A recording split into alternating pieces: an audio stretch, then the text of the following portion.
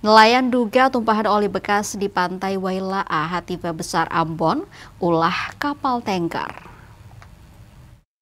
Kawasan pantai Wailaa, Desa Hativa Besar, Kecamatan Teluk Ambon dipenuhi tumpahan diduga oli bekas.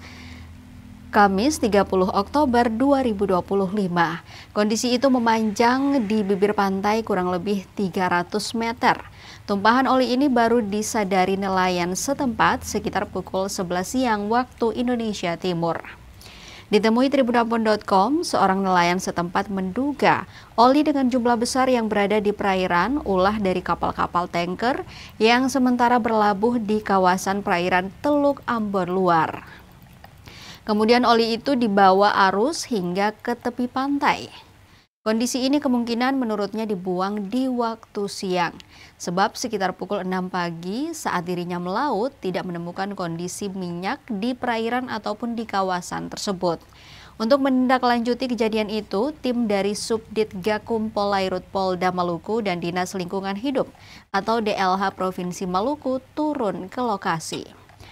Mereka memantau keadaan tersebut. Tim itu juga langsung melakukan kunjungan ke beberapa kapal yang sementara berlabuh di kawasan itu. Saat ditanyakan terkait dengan hal itu lebih lanjut, mereka enggan memberikan informasi. Jadi tadi pulang dari laut, kapal memang posisi begini. Berarti harus pukul ke kering tuh. Tadi kita ke laut jam 6 pagi. Jam 6 pagi. Itu belum ada. Ya, belum ada. Setelah pulang jam 11 suada. Oh, suada ya. Suada. Jam 11. Tapi sudah kering. Oh, tapi dia belum terlampar di ini, belum terlampar begini. Masih di dalam air, masih di air. Oh, masih dalam air ya.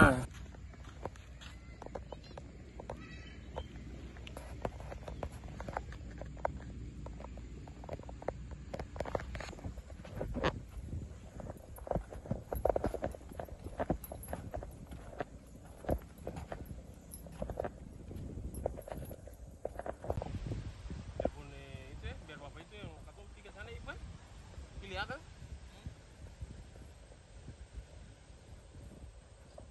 Dengan katinding tuh ditarik itu. Di teleponnya. Ada sandar di badan kapal mana teh? Badan kapal merah.